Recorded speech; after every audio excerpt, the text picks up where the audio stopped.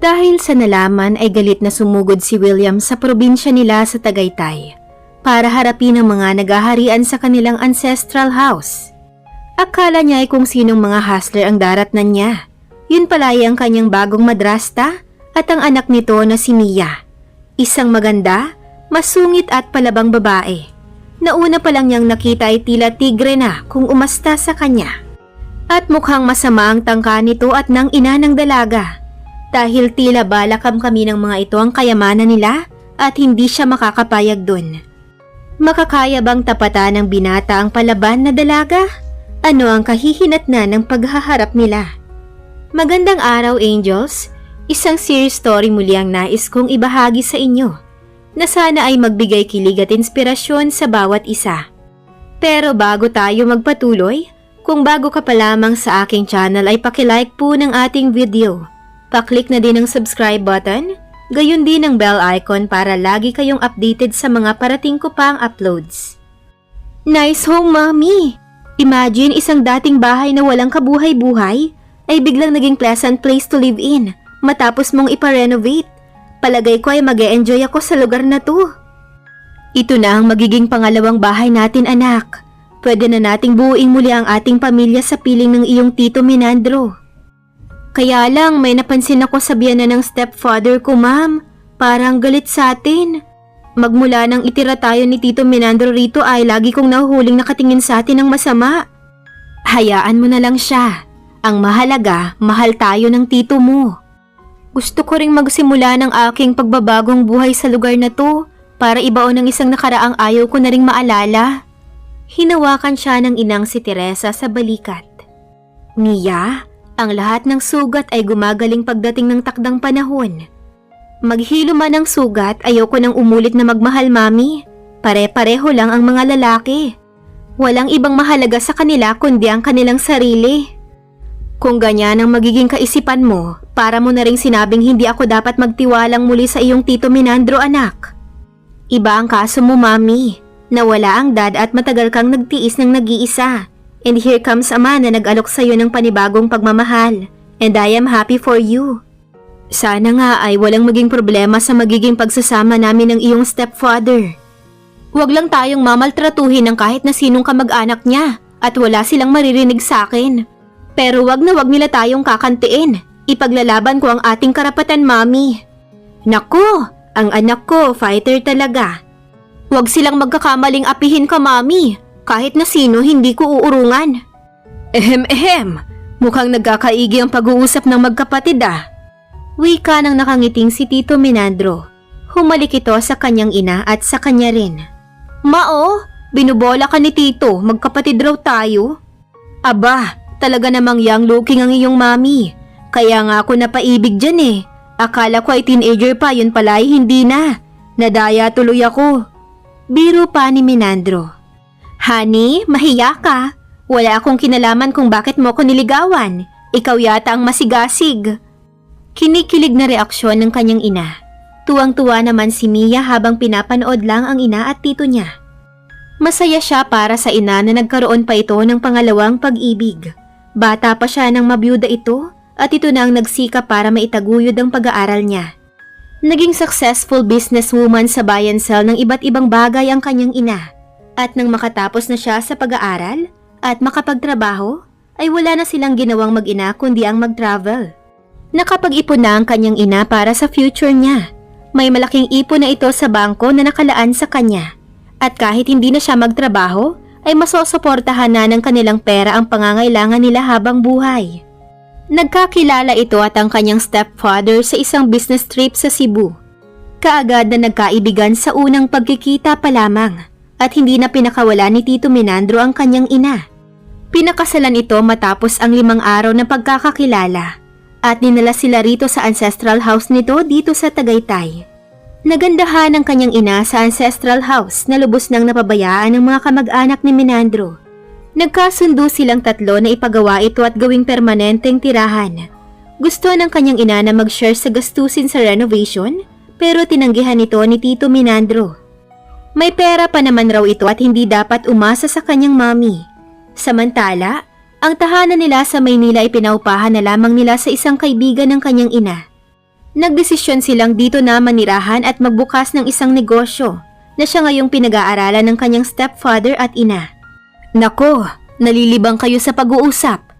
Tayo na sa dining room at nakahanda na ang pagkain natin. Kanina pa nakaluto si Manang Vicky.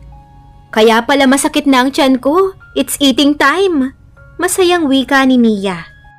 Dapat ay diretso na siya sa Batangas buhat sa Quezon para harapin ang mga taong naitawag sa kanya ng kanyang lola Martha na gustong mangamkam ng kanilang ari-arian, subalit kulang siya sa mga pananamit.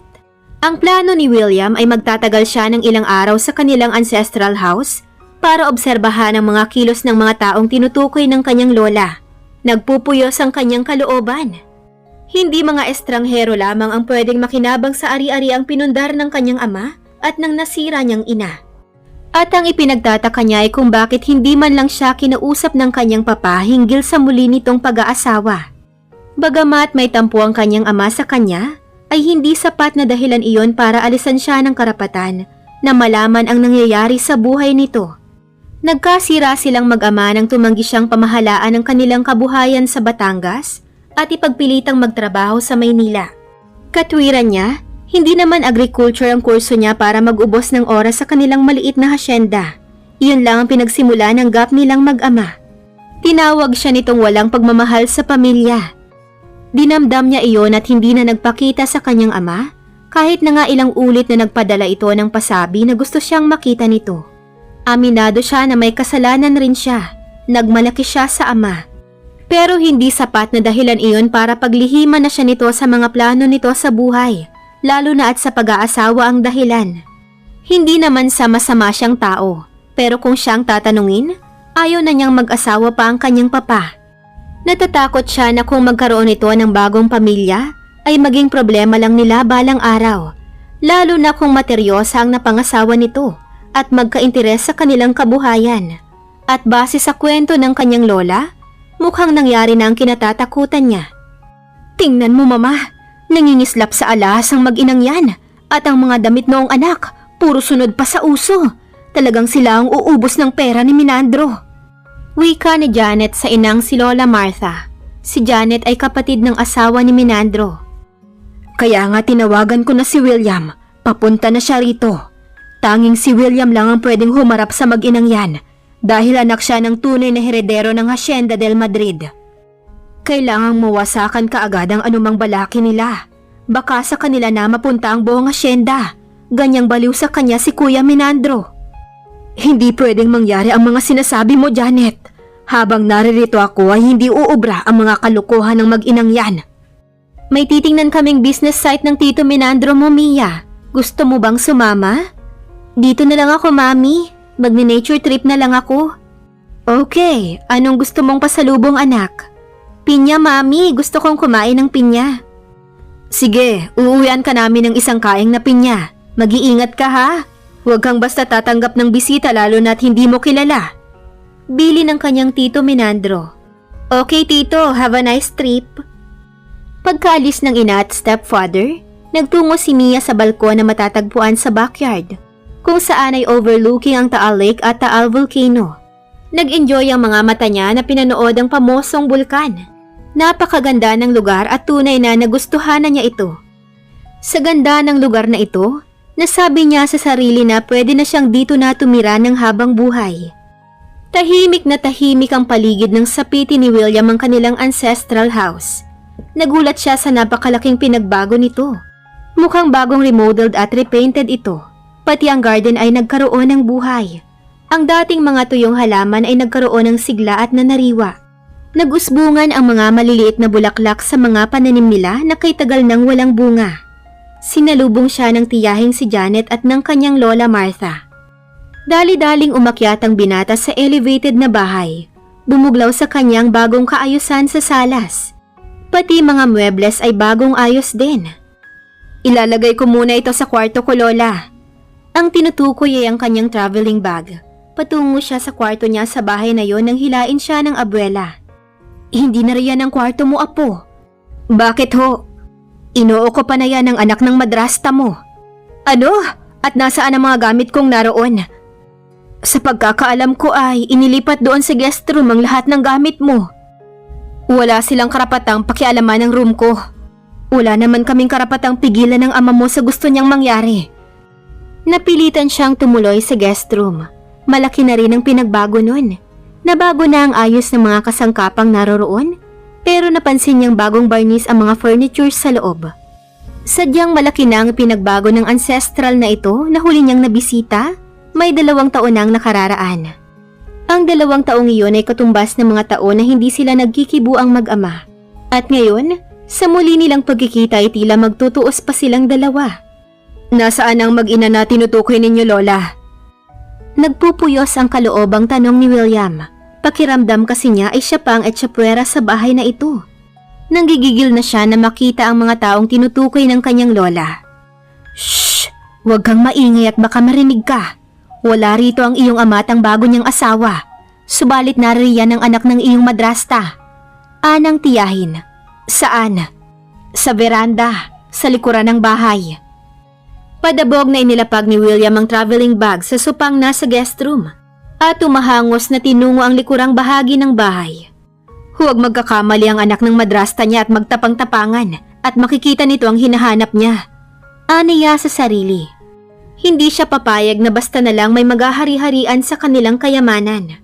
Nang matanawan niya ang taong nasa veranda ay natigilan siya. Hindi niya inaasahang isang babae ang anak ng kanyang madrasta. Nakaramdam si Mia ng hindi pamilyar na mga yabag na papalapit sa kanyang kinaroroonan. Nagpadaos-dos siya sa kinauupuang pasimano at tinangkang sinuhin ang dumating. Pero sinalubong na siya ng isang lalaki na matipuno ang pangangatawan. Magandang magdala ng damit ito. Matikas kung maglakad. Gwapo rin ito at matangkad. Sa katangkaran ay halos tingalain na niya ang lalaki. Marami sanang magagandang katangian siyang pwedeng masabi sa pisikal na anyo nito. Kung hindi nga lang nakasira sa mukha nito ang maasim at nakasimangot na mukha. Bagay na nakairita sa kanya upang makalimutan ang magagandang katangian nito. Sino ka? Tanong ni Mia rito. Baka ako ang dapat na magtanong kung sino ka. Ganting tanong nito. Kilala mo ba ang kausap mo? Pagtataray niya. Kilala mo rin ba kung sino ako? Hindi ako interesadong malaman kung sino ka. Pero dapat mong malaman na we own this house. Sa pagtataka niya ay sarkastikong napangisi ang lalaki. Huh! Ang lakas ng loob mo ang kini ng bahay na to ah. Baka wala ka sa sarili mo, miss. How dare you? Get out of this house! Get out! At malakas na sumigaw siya para humingi ng tulong. Palabasin ninyo ang taong to na nanggugulo ng pananahimik ko. Utos ni Mia sa hardinerong si Mang Ambo. Ma'am, hindi po pwede eh. Nagkakamot ng ulong wika nito. At bakit hindi pwede? Sino ba yan? Singhal niya sa hardinero. Napalunok ang hardinero. Anak po siya ni Sir Menandro. Tila matutunaw na sagot nito. Saglit siyang natigilan, pero hindi siya kinabahan. Humalukip-kip pa si Mia sa harapan nito at mataray na hinarap ang binata. May anak pala si Tito Menandro kung ganon. Hindi namin alam ng mami ko yan. At ngayong alam mo na siguro kung saan ka lulugar. Next time, huwag kang basta nang bubulyaw at magpalayas ng tao. At baka ikaw pang biglang mapalabas ng bahay. At bakit naman ako lalabas? Dinala kami rito ni Tito Menandro nang walang pumipilit sa kanya. Anong kasalanan namin ng mami ko kung tumira kami rito?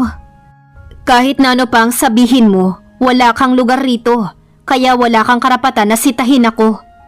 Wala ka rin karapatang sabihan ako ng kung ano-ano. Wala akong kasalanang ginagawa sa'yo, no?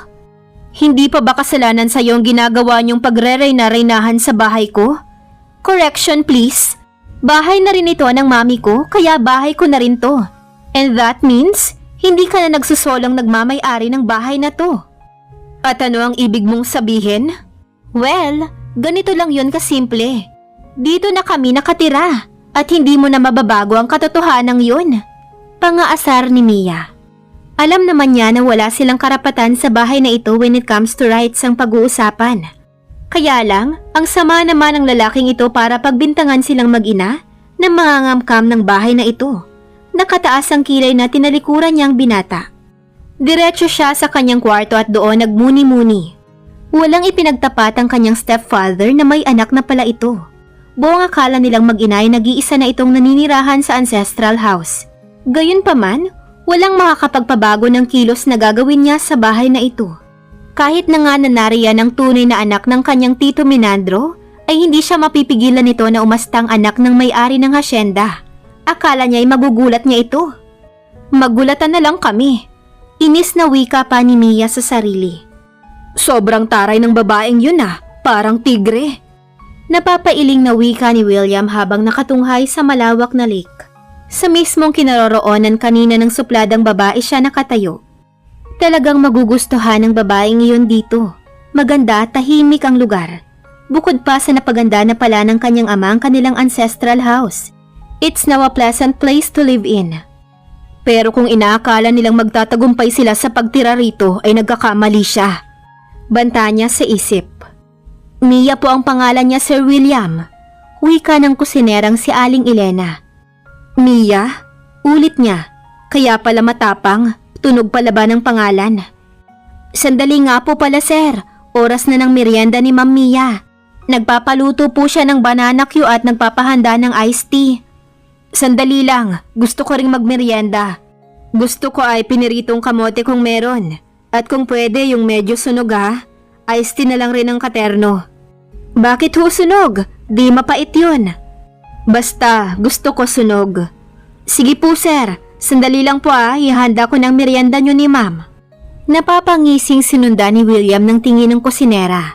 Isa ito sa naiisip niyang paraan para masira ang katahimikan ng Miyang ito. Ang asarin nito hanggang sa maisipang umalis sa bahay nila. Hinintay ni William na makaluto si Aling Elena. Nang makaluto at makapaghain ay ipinatawag niya si Mia. Habang tinatawag nito si Mia, kinuha niya ang nilutong banana Q at saka ang iced tea at pumasok sa kanyang kwarto. Doon niya kinain ang meriendang sadyang nakalaan para sa dalaga. Parang nakikinikinit ako na ang asar sa mukha ng tigresang yun. Gutom na nga ako, Aling Elena. Nagutom ako sa inis sa anak ni Tito Menandro. Hindi ko akalaing may anak pala siyang walang puso. William ang pangalan niya, ma'am. William? Mukhang mayabang pangalan pa lang. Si ma'am nagpapatawa. Mabait po si sir. Pero hindi ako natutuwa sa kanya. Nakakainis siya. Ang sarap niyang sapakin. Nakarating sila sa kusina. Halos magmadali na si Mia para makakain ng banana Q na ipinaluto sa kusinera. Isang linggo na siyang napapaibig na kumain nito pero laging hindi natutuloy. Subalit na wala ang tuwa sa mukha niya nang ang inaasahan niyang banana Q na sasalubong sa kanya ay biglang naglaho. Sa halip, sunog na kamote Q ang inabutan niya roon. Akala ko ba banana Q ang niluto ninyo? Sita niya sa kusinera. Ma'am, talaga naman pong banana Q ang niluto ko eh. Niloloko mo ba ako, Aling Elena? Bakit kamote Q itong naririto? Hindi ko po alam. Napapakamot sa ulong sagot nito. Nang mula kung saan ay lumabas si William. May dalang isang tray at stick na lang ng barbecue ang naroroon. Aling Elena, ang sarap-sarap naman ng banana Q na niluto ninyo. Busog na busog ako. Nakangiti pa na wika ng binata. Napangiwi naman si Aling Elena. Umusok naman ang bumbuna ni Mia sa narinig. Ang mayabang na to at kinain pang merienda ko. Bakit mo pinakialaman ang banana Q na yun? Hindi naman para sa'yo yun. Inis na wika ng dalaga sa binata. Sorry Mia, nagbago kasi ang isip ko eh. Yung kamote Q sana ang sa akin pero natakam ako sa banana Q. Kung gusto mo, kainin mo na lang yung pinaluto ko. Ewan ko sa'yo, hindi ako kumakain yan. Bulyaw niya. Pinagtawa na naman siya ng lalaki. Para saging lang ang inagaw ko sa'yo ay ganyan na ang asal mo. Paano kung bahay at lupa na kaya ang kunin ko sa'yo? Walang koneksyon ng bahay at lupa sa pagkain ko na pinakialaman mo. Saging lang pinag-interesan mo pa. Ma'am, wag na po kayong magalit. Ipagluluto ko na lang po kayo ng iba. Kinakabahan na wika ni Elena. Ayoko na, Aling Elena. Nawalan na ako ng gana. Paasik na sagot ni Mia at halos tunawin sa galit na inirapan si William. Nagpupuyos ang kaloobang nagbalik siya sa kanyang kwarto at nakahalukip-kip na nagpalakad-lakad roon. Mukhang guguluhin ng taong ito ang pananahimik nilang mag-ina. Hindi siya nakatiis at tinawagan ng ina sa cellphone. Kailangang umuwi na kayo ni Tito Menandro, Mami. Ang mayabang na lalaking yun ay nandito sa bahay at nanggugulo. Inaabala niya ako, Mami. Wika pa ni Mia sa ina. Sino? Tanong ng kanyang ina. Ang anak ni Tito Menandro, William ang pangalan. Saglit na nawala ang boses ng ina. Marahil ay kinausap ang kanyang stepfather. Anak, pauwi na kami. Sabihin mo kay William na parating na ang kanyang papa. Ayokong kausapin ng mayabang na yun, Mami. Naiinis ako dun. Do as I say. Bilin iyan ng Tito Menandro mo. Nagpuyos na naman ang kalooban niya. Nagtipon siya ng lakas ng loob at saka lumabas ng kwarto. Inabutan niya si William na nakatayo sa bakuran at wari ay pinagmamasdan ng malawak na lupain ito. Nakapamaywang na pumwesto siya sa punong hagdan. Lalaki! May pinasasabi ang papa mo. Pauwi na sila ng mami ko. Sigaw niya rito. How come nalaman ng papa ko na naririto ako? Nagsumbong ka, no? Oo, nagsumbong ako sa mami ko na ginugulo mo ako. Mataray na wika niya at padabog na tinalikuran ito. Naiiling naman na napangiti si William. Mukhang mahihirapan siya na paalisin ng dalaga sa bahay nila. Ang tapang kasi. Maganda nga, mukha naman laging may dalaw kung umasta. Napangiti na wika niya sa sarili. Hindi na naman mapakali si Mia sa kanyang kwarto kaya muli niyang tinawagan ang kanyang ina. I want him out of this house, ma. Hindi ako matatahimik kapag naririto ang lalaking yan. Sumbong uli niya. Iha, relax. Pauwi na kami ng tito mo. Mamaya na tayo mag-usap. Bilisan ninyo, mami. Baka humalugpos ang pagtitimpi ko sa lalaking ito. Napangiti si William habang nakasilip sa nakaawang na pinto ni Mia. Mula sa bibig nito ay nadiskubre niya ang kahinaan ng babae. Naasar ka pala sa akin at hindi ka matatahimik na naririto ako. Pwes humanda ka. Sa pinaplano kong gawin ay lalo kitang hindi bibigyan ng katahimikan. At nagdidiwang ang kaloobang kinabig niya ang pinto ng silid na yon. William, anak! Larawan ng katuwaan ng kanyang Tito Menandro nang makita si William. Pero ang yabang talaga ng lalaking yun. Hindi man lang nagpakita ng pagkatigatig ito at tila nagmamalaki pa sa ama. Masaya na niyakap ito ng ama. Kumusta ka na, anak? Ang tagal mong hindi nagpakita sa akin. Kaya ba nang mag-asawa ka ay iniitsapwera mo na ako? Pati ang bahay na to. Mukhang hindi mo na rin ako isinali sa pagdedesisyon dito kung papayag ba kung ipagawa pa ito o hindi na. Seryosong wika ng binata. William, ako si Tita Alice, ang iyong stepmother. Huwag kang magalit sa iyong papa. Kami ng anak ko ang nagpilit na iparenovate itong bahay dahil napagkasundoan namin ng iyong papa na dito na kami bubuo ng aming bagong pamilya. Naglikot ang mga mata ni William. Nagpalipat-lipat ng tingin sa kanyang daddy at sa asawa ng kanyang ama. Ipinagpalit mo ang kahilingan ko sa pansarili mong ambisyon sa buhay. Humigop ng hangin ng kanyang ama. Hindi kita nagawang pasunurin na mamalagi dito at napabayaan ko ang maraming bagay, pati na ang pag-aasikaso ng bahay na ito. Wala naman sigurong masama kung sa pag-aasawa kong muli ay magdesisyon akong pagandahin ito, kaysa naman pabayaan ko na ito at masira ng tuluyan. Hindi nakasagot si William pero nakatiim ang anyo nito. Sana lang, Dad, hindi naman ako mawala ng karapatan sa bahay na ito at hindi ibang tao ang maghahari-harian dito. Kami ba ng mami ko ang pinariringgan mo? Kaagad na si Tarito ni Mia. Bakit? Nagigilty ka ba? At bakit ako magigilty? Wala akong dapat ika-guilty.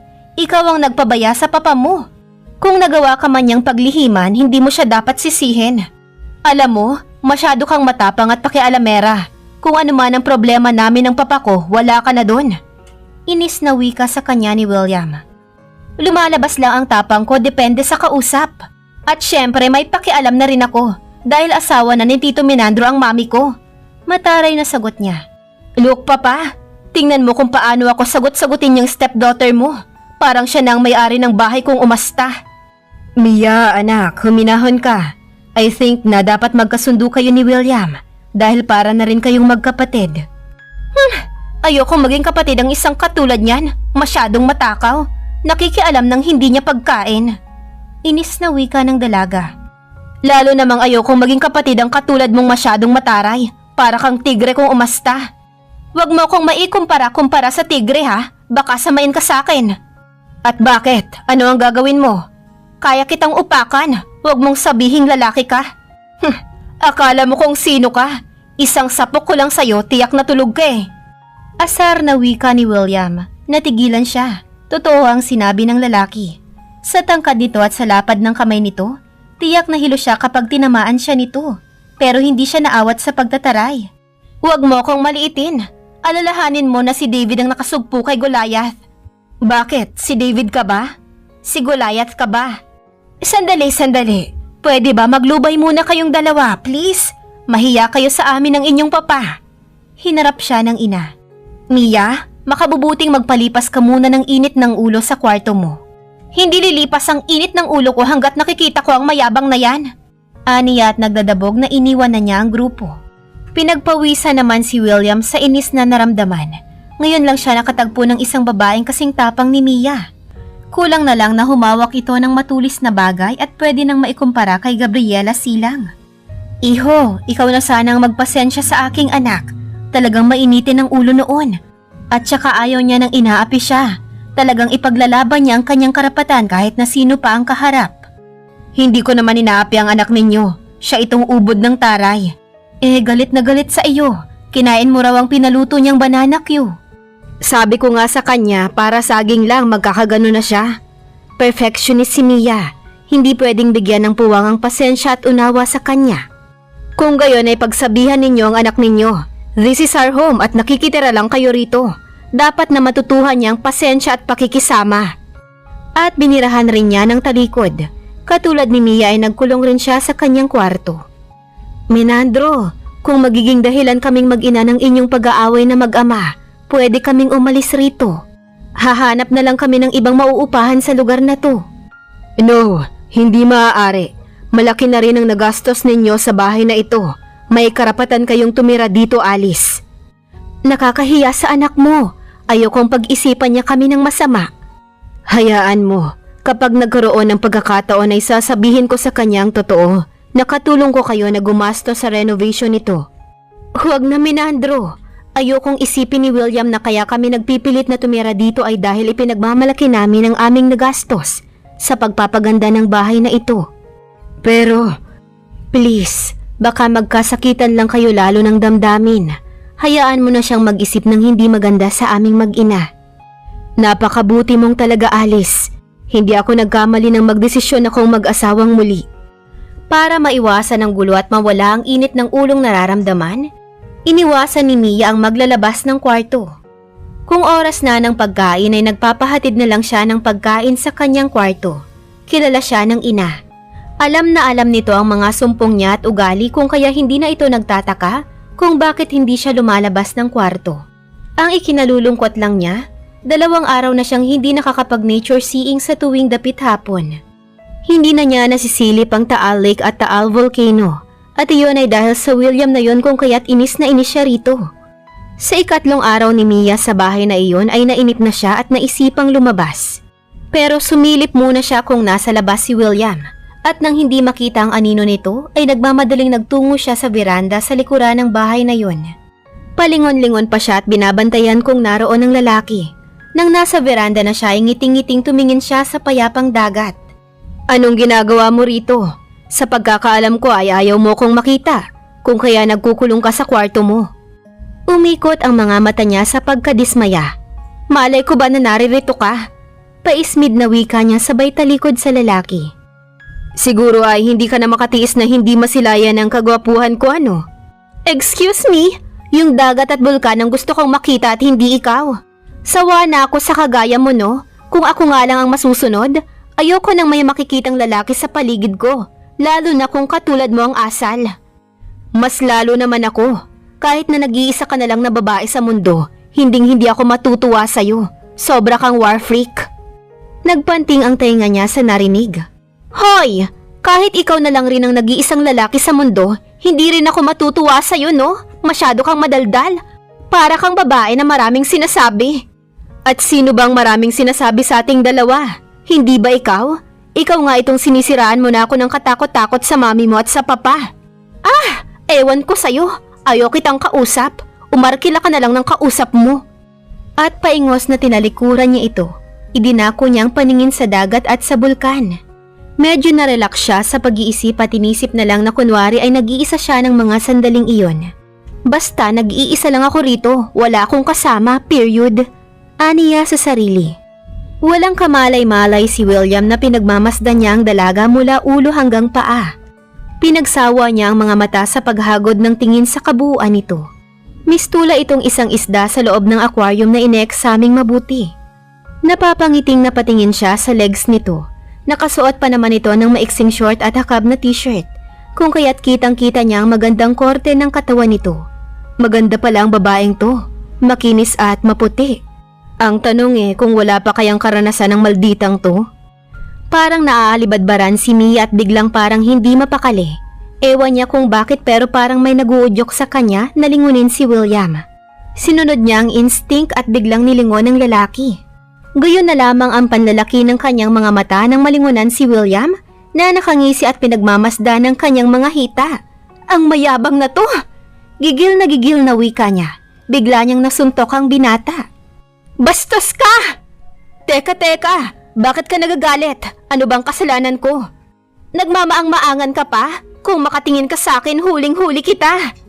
Kasalanan ko ba yon? Ikaw tong bigla na lang nagpunta rito at ginambalang pananahimik ko. Tapos di-display ka sa harap ko ng ganyan ang suot mo? Natural, mapapatingin ako sa'yo. Tingnan mo nga kung gaanong kaiksi ang suot mong short. Talaga palang konsumisyon ang dala mo sa buhay ko. I hate you! I hate you! At nagdadabog na iniwanan ng dalaga ang lalaki. Nagpupuyos ang kaloobang nagkulong siya sa kanyang kwarto. Natampal niya ang noo habang nagpapalipas ng asar. Magbalik ka na sana sa Maynila. Tawagan ka na sana ng boss mo. Inis na wika ni Mia sa sarili.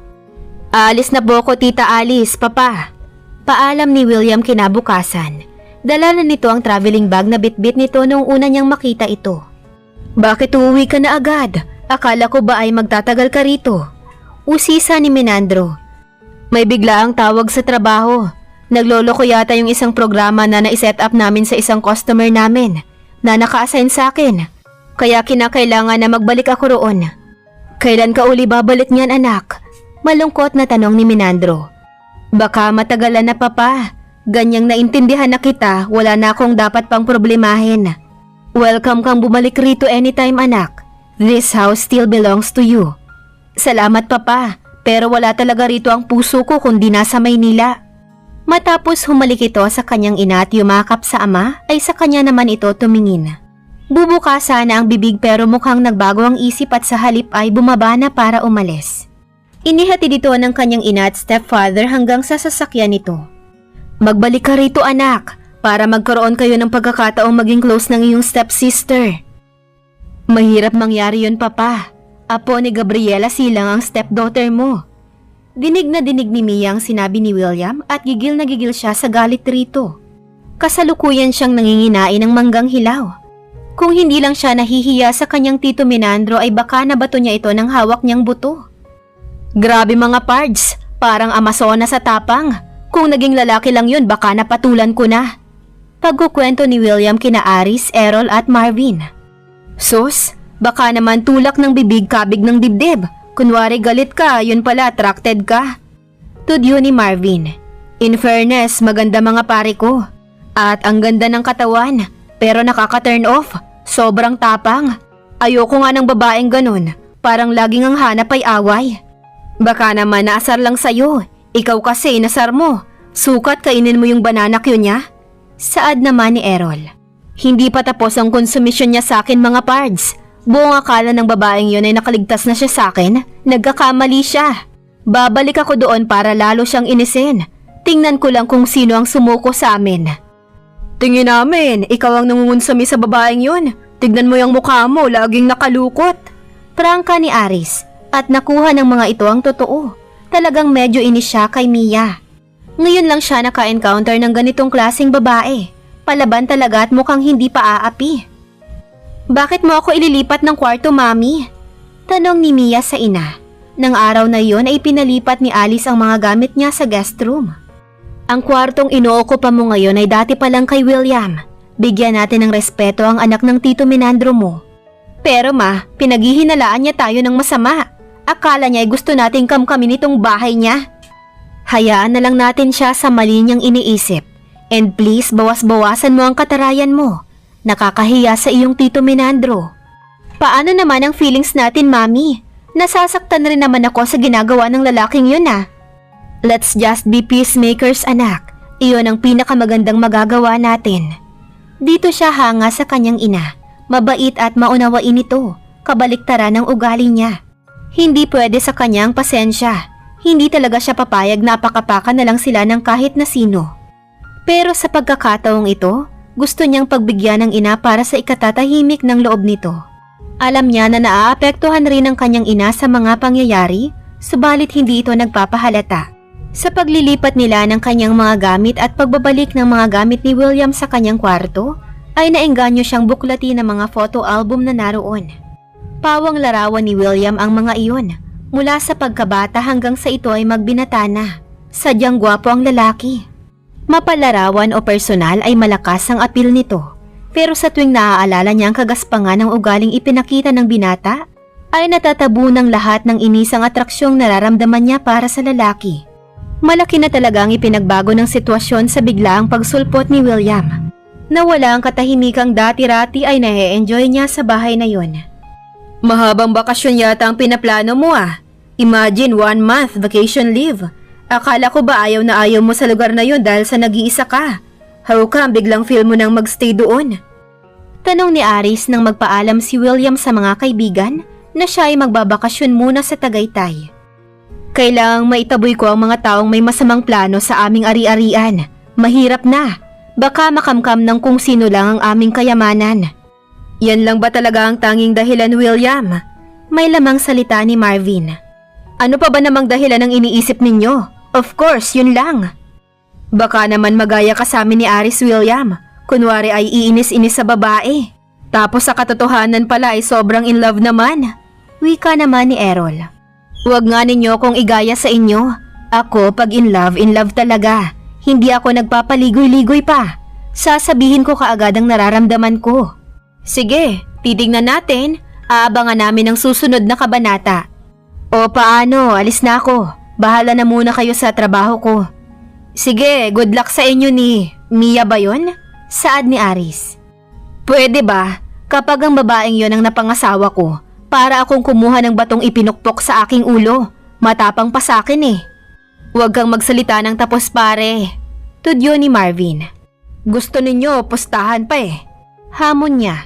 Sige, magkano? Sakay ni Errol. Pakainin mo na lang kami sa mamahaling restaurant. Wika ni Marvin. Yun lang, ang hina naman ninyo. Sige lang pare, tingnan natin ang lakas ng loob mo. Baka mamaya malaman namin na in love ka na kay Mia. Lalo na at ikaw ang gumagawa ng dahilan para lumapit sa kanya. Nauwi sa malakas na tawanan ang biruang iyon na kinasimangot ni William. Kinabukasan ay nagbiyahe na si William patungong Tagaytay. Ano na ang kahihinatnan ng pagsasama ni Mia at William sa iisang bubong, gayong para silang aso't pusa. Tahimik talaga kapag walang asungot na pag-alagala sa tahanan ng kanyang tito Minandro. Isang asungot lang naman ang tinutukoy niya. At iyon ay si William. Sana nga'y wag na munang magbalik ang lalaking yun sa Tagaytay. Nakakailang talaga ang presensya ng lalaking yun. Parang ang lahat ng kilos nilang mag-ina ay binabantayan. Bakit ba palagi ko nalang naiisip ang mokong na yun? Dapat hindi na eh. I hate you! I hate you!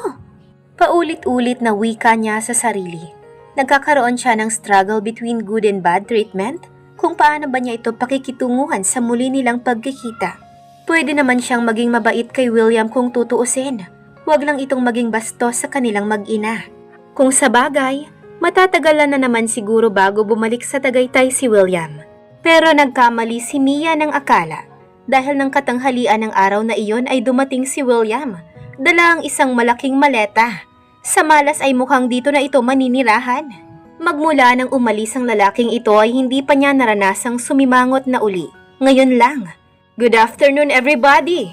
Masiglang bati ni William sa lahat. Humalik ito sa kanyang stepmother at yumakap sa kanyang ama. At hindi lang yun, may dala pa itong pasalubong. Mga delights galing sa Maynila. Goldilocks cakes at Dunkin Donuts. Isang sorpresa ito anak. Natutuwa ako at nagbalik kang muli at mukhang matatagalan ka na yata. 1 month ang hiningi kong bakasyon sa opisina papa. That's good. Buo ang pamilya ko sa loob ng 1 buwan. Napatingin sa kanyang ama. William, say hi to Mia. Hi. Talima naman ang binata. Parang movie star pa ito na pakaway-kaway pa. Hi, matabang na bati niya. Magpapahinga lang muna ako, papa. Napagod ako sa pagmamaneho. Sadyang patungo na ito sa guest room pero pinigilan ito ng kanyang ina. Bakit po? Lumipat na ng kwarto si Mia. Pwede ka nang tumuloy sa dati mong kwarto. Anang ina. Natigilan naman si William at tumingin sa kanya. Pagkuway na pangiti. Well, thanks tita. Pailalim na sinundan niya ito ng tingin. Tuwang-tuwa pa ang lalaking yun. Nakapuntos na siya. Pero wag kang pakakasiguro na magiging tahimik ang pagbabakasyon mo rito.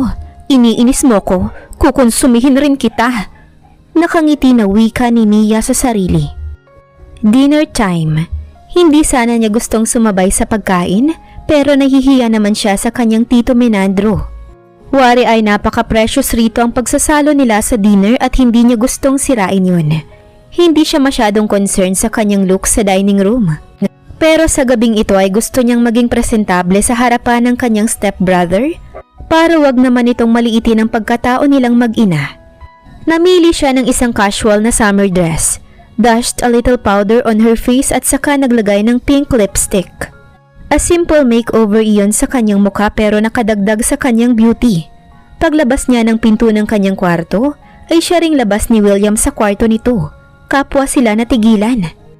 Napakakisig ni William sa suot nitong fitted t-shirt na puti ang kulay, naka-jogging pants na itim at leather slipper. Napakatangkad nito at matipuno ang pangangatawan.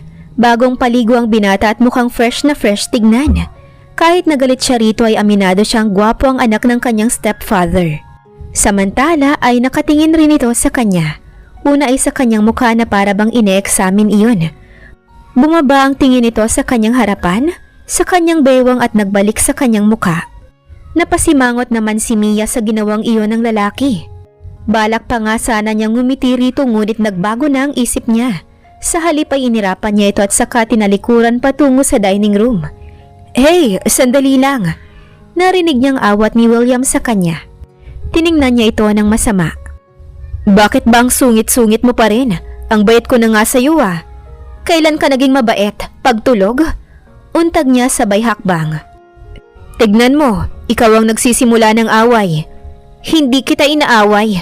Naiinis lang ako sa ginagawa mong pagtingin sa akin na akala mo ay may gagawin kang masama.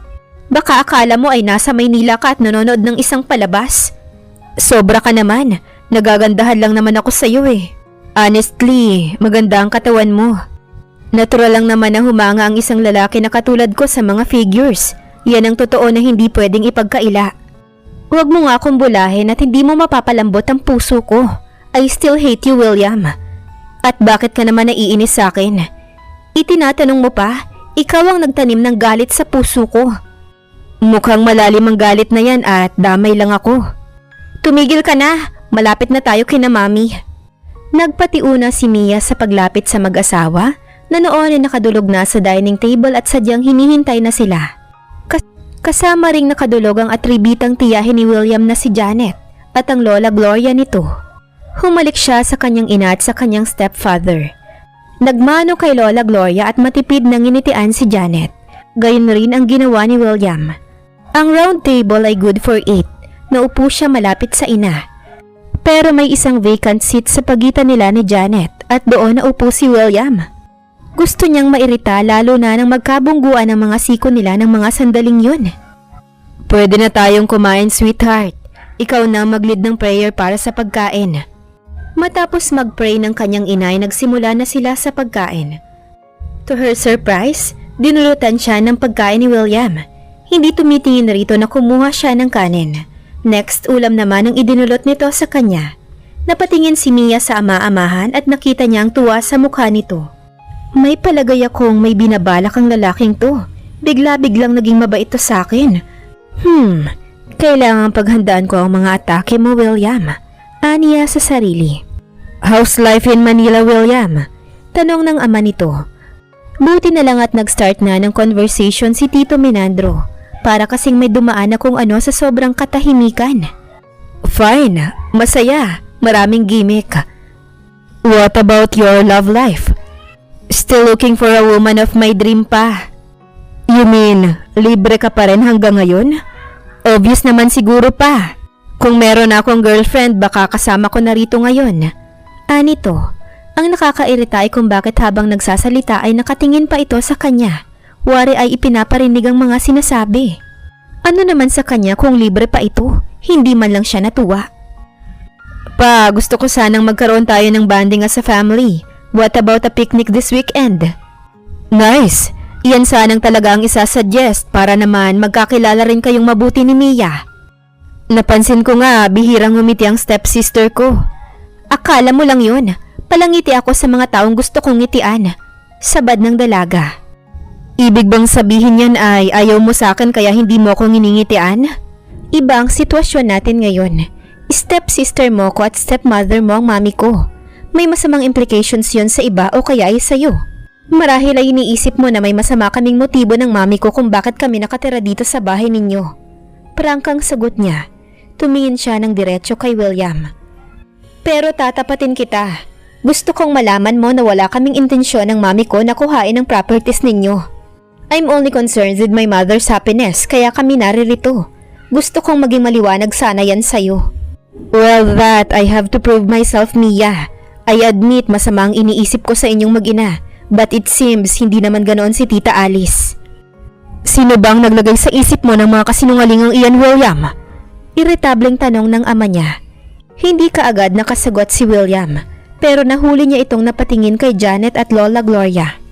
Lalong tumibay ang hinala ni Mia na ang mga itong nag-report ng masama kay William, kaya bigla itong napasugod ng Tagaytay. Sarili kong isipin yan, Papa. Walang ibang dapat sisihin. Pero si Lolang nagtapat sa akin na may asawa ka na nga. Kung gayon ay burahin mo sa isipan mo ang maling akala mo sa aking mag-ina. They are sweet and lovable persons. Sinulyapan siya ni William. Makahulog ang sulyap. Para bang sinasabi nito na hindi ito makapaniwala na lovable siya. Kung sa bagay, matapos ang kanilang pag-aaway, ano ba ang puwang ng salitang lovable sa kanya? Baka hate pa nga siya nito ngayon. Pagkakain, nagtipon sila sa veranda at doon uminom ng tea, pampatunaw ng kinain nila. Sumama rin si William doon, as if in good terms na nga sila dahil nakikijoin sila sa usapan ng mag-asawa. Let's discuss our picnic. Saan niyo ba gustong magpunta? Pa, I remember na may beach resort tayong madalas na puntahan noong buhay pa si Mama. Bakit hindi na lang tayo doon magpunta? Ha? Parang nagkaroon ng bikig sa lalamunan ang kanyang ama. Tanungin natin ang Tita Alice mo kung gusto niya roon. Anywhere will do, basta ang mahalaga magkasama-sama tayo. Mabuti pa ay mag-scout venue ka, William, at isama mo si Mia para sa approval. Napatingin sa kanyang binata. Nagdiriwang ang mga mata. It's fine with me, Dad. Ang problema lang ay kung papayag si Mia na sumama sa akin. Why not? Basta ba wag mo akong aasarin. I can be a good sport for the sake of my mom. Good. It's a deal. Kayo ng dalawang maghahanap ng venue para sa picnic natin. Oh, it's getting late, sweetheart. Matulog na tayo at mahina na tayo sa lamig. Pagkuway wika ng kanyang stepfather. Paano, maiwan na namin kayong dalawa? Inaantok na raw ang iyong ama, William. Sige po, tita. Susunod na sana si Mia sa ina pero nahawakan siya ni William sa braso. Bakit ba iwas ka ng iwas sa akin? Natatakot ka ba sa sarili mo? At bakit naman ako matatakot? Well, it's just baka napifeel mo na parang gusto mo nang ma-inlove sa akin. Ang lakas talaga ng tama mo, no? Tama saan? Sa'yo? Sabi ko na nga ba eh. At sa likod ng mga kabaitan na pinapakita mo sa mami ko ay may nakatagong kasamaan ng ugali. Huwag kang magkakamali, William. Hinding-hindi kita patatawarin kapag sinaktan mo ang kalooban ng mami ko. Padabog na pinalis niya ang kamay nito sa kainiwan. Mukhang kinagigiliwan na ng kanyang ina si William. Isang bagay na nakakapigil sa kanya para pagtarayan ito sa harap ng ina. Ang ginagawa niya ay iniiwasan niya na maiwan sila nito dahil sa mga pagkakataong kapag nagkakasolo sila ay sakay nilalabas ni William ang kalokohan nito. Para sa kanya ay pinapaikot siya ng binata. Sorry na lang ito dahil hindi siya matatakot dito. Ang totoo, iniisip na nga niyang gamitan ng charm ang lalaki. Kung talagang napapansin nito na attractive siya, iyon ang gagamitin niya para makaganti rito. Ano kaya at paibigin niya ito? Total, wala naman siyang damdamin para magkagusto pa sa isang lalaki. After her sad experience with the man at sa mga pinapakita ng lalaking ito, malayo talagang ma-inlove pa siyang muli. Pero susubukan niyang magpaibig ng isang lalaki. Susubukan niya kung magagawa niyang guluhin ang puso ni William. Kailan ba ninyo planong lumakad para mag-scout ng place para sa picnic natin? Tanong ni Minandro isang umaga habang nagbe-breakfast sila. Ewan ko lang po sa anak mo, Tito Minandro. Naghihintay lang ako ng tawag niya. Sagot ni Mia, pero walang sarcasm sa kanyang tinig. Malambing pa nga iyon. Nang sulyapan niya si William ay halatang nagulat ito. Ikaw lang palang hinihintay ni Mia, anak. Aba, simulan na ninyo ang paghahanap at nang hindi masayang ang panahon. Masarap na magkasama-sama tayo. Pati na ang lola mo at tiyahin at pati na ang mga katulong ay isasama natin. Kailan ka pwede? Wari ay nag-stammer ang dila ni William. Nagtataka yata sa biglang pagbait niya. Ikaw, anytime na ready ka na ay pwede ako. Sige, bukas ng maagang-maaga para hindi mainit ang panahon. Call. Napakunot noo si William. Sadyang hindi yata ito makapaniwala sa pagbabago ng pakikitungo niya rito. That's a healthy sign, William. Ang tawa ko lang kapag napaiyak kita. May ngiti sa labi na wika ng dalaga sa sarili. I'm ready. Masiglang wika ni Mia kay William kinabukasan. Gaya ng napagkasunduan, sa araw na iyon sila magkakayayaan na tumingin ng venue para sa picnic nila. Napansin niya na napatulala si William na nakatingin sa kanya. Sinadya niya kasing magsuot ng striking red blouse na tinernohan niya ng white-fitted hanging pants. Hanging blouse iyon na halatang makikita ang ganda ng katawan niya. At marahil, lalong nagtataka ito na todong ngiti siya rito. Sige, mapatulala ka lang lagi hanggang sa mabihag na kita. Hanggang dyan lang pala ang tapang mo. Konting ayos at konting labas lang pala ng katawan ay bibigay ka na. Shall we go? Tanong niya rito nang hindi pa rin ito kumikilos. Sure, let's go. Masigla siya habang sinasabayan ng isang sikat na kanta ni Regine. Parang wala siyang kasama. Kapag napapatingin siya kay William ay nginingitian niya ito ng todo. Akala ko talaga noong una ay may lahi kang tigre. Hindi naman pala. Pwede ka rin palang maging maamo gaya ng maamong tupa. Matapang lang naman ako kapag matapang ang kausap ko. Ibig bang sabihin yan ay inis ka sa akin noong unang nakita mo ko? Oo, gusto nga kitang mawala sa galit ko nun eh. Matapat na sabi niya. Napahalakhak naman ng malakas si William. Mabuti na lang pala at hindi mo tinuloy ang balak mo. Kung nagkataon ay nasirang William na ako ngayon. Sa pagkakangiti ni William ay napasulyap siya rito. Sadyang gwapo nga ang lalaking ito. Hindi matatawaran ng kakisigan nitong taglay. Ang ganda pang humiti. Pang close-up smile ang tipo at pantay-pantay ang mga ngipin. Mamula-mula pa ang mga labi. Parang ang sarap mahalikan ng lalaking to. Oh, bakit natigilan na tayong dalawa? React ni William. Oo nga. Bakit pala bigla kang nagka-interes na magbakasyon dito sa lugar ninyo? Ang sabi ni Tito Minandro ay ayaw na ayaw mo raw tumigil rito dahil sawa ka na dito. Dahil dito ka na lumaki kaya gusto mong maiba naman ang environment mo. Totoo yun, Mia. Maybe because wala na akong babalikan. Mahirap rin ang nagsusolong anak. Lumaki akong walang kalaro at laging nag-iisa. Nang mawala ang mama ko, lalo akong nawala ng ganang manirahan rito. And how's life in Manila? Nag-e-enjoy ka naman? Yeah, may barkada kasi ako. 4 kaming magkakaibigan pero 2 sa amin ay married na. 2 kaming naghahanap pa ng mapapangasawa. Don't tell me wala ka pang nobya ng lagay na yan? Interesadong tanong ng dalaga. Honestly, wala pa. Parang hindi pa ako handa. Mahirap makipagrelasyon kapag hindi handa. Ayokong magalit ang magiging girlfriend ko at masumbatan ako bilang nobyo. Yun lang ang dahilan? Takot rin akong masaktan. Baka maling babae ang matutunan kong ibigin at umiyak lang ako. Posible bang umiyak ang mga lalaki? Bakit naman hindi? May mga mata rin naman kami. May mga luha rin. I thought mga babae lang ang umiiyak. Ikaw, naranasan mo na bang umiyak? Natigilan bigla si Mia. Parang hindi niya gustong sagutin ang tanong ni William. Ngunit parang may naguutos sa kanya na magsabi ng totoo. Wala naman sigurong mawawala sa akin kung magsasabi ako ng totoo. But it's true. Naranasan ko ng umiyak dahil sa isang lalaki. I'm sorry about that. Boyfriend mo? Yeah. How come? May third party involved. Nagawa niya yun sa isang babaeng kasing ganda mo? He did, kaya nga ako umiyak. I hope hindi ka naman nadala. Medyo parang takot na nga ako na sumubok uli. Mali yun, hindi pwedeng magkapareho si Pedro at si Juan. Sa pangalan pa lang ay magkaiba na ang spelling. Isipin mo na lang na hindi siya ang karapat-dapat sa'yo at magpasalamat ka na hanggang maaga ay nakilala mo ang tunay niyang kulay. Maganda ang sinabi mong yan, nakaka-inspired. Does it mean na bukas na uli ang pinto sa puso mo? Ewan ko, hindi ko alam. Ngayon ay papasok na sila sa isang private beach resort. May villa sa loob. May swimming pool. Nag-inquire sila ng presyo.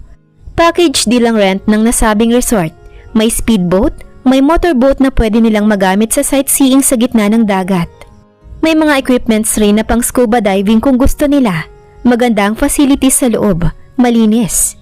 Pwede silang magluto ng kanilang pagkain o kaya naman ay mag-order na lang sa loob. Ano sa palagay mo? Okay na ba ang place na to? Pwede na. Tiyak na mag-e-enjoy na rito si Mami at si Tito Menandro. How about you? Gusto ko ay mag-e-enjoy ka rin sa place. I like it. Maganda siya. May bigla akong naisip. Total malaki ang place. Plano kong i-invite ang mga kaibigan ko sa Maynila. Nice idea. Mas marami, mas masaya. Tara na, makipag-close na tayo sa presyo ng may-ari. Nakipag-close na nga sila sa place. Nagpa-reserve sila mula Biyernes ng gabi hanggang Linggo ng umaga ng susunod na linggo. Hindi sila kaagad umuwi. Idinaan siya ni William sa isang bulaluhan restaurant. Nakakain ka na ba sa ganitong klaseng restaurant? Tanong sa kanya ng binata. Hindi pa, pero balita ko ay masarap raw ang bulalo rito.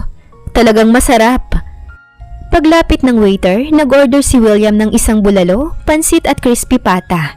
Wow, ang sarap naman yan! Sige, kain ng kain, hindi pwedeng magtira. Ano ka? Ang dami niyan eh. Isang masayang araw iyon para kay Mia at hindi niya nagawang sumimangot kahit na isang segundo. Bakas naman ang tuwa sa mag-asawang Menandro at Alice nang makita silang masaya nang umuwi. Mukhang maganda ang naging lakad niyo ah. Wika ni Tito Menandro. May nakita na kaming place papa at plano kong dalhin ang mga barkada ko rito para lalo tayong masaya. Good! Mukhang masayang lakad nga yan. At alam mo Mami, kumain kami ni William sa isang bulaluhan restaurant. Ang sarap! Hindi nga namin naubos at ipina-take out namin. Aba, mabuti. May kakainin kami rito ng tito mo sa merienda.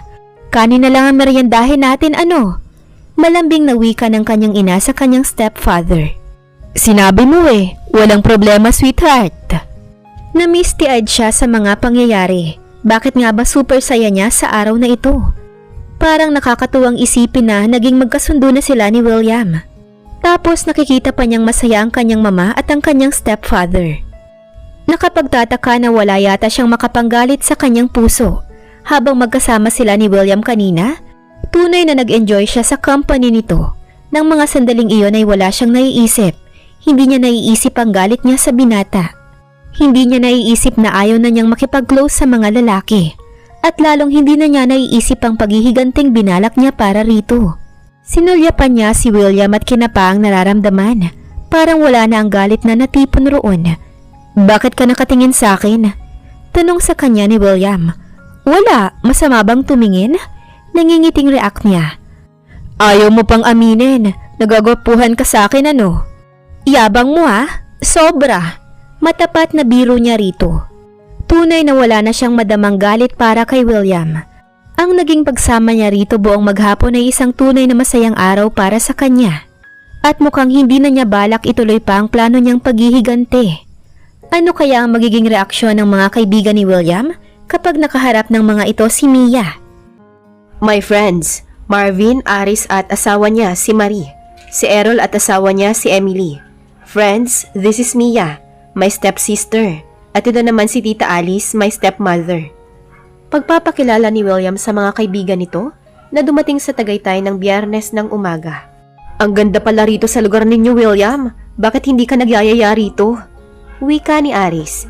Ang pangit kasi dito noon. Naabandona na kaya hindi magandang puntahan.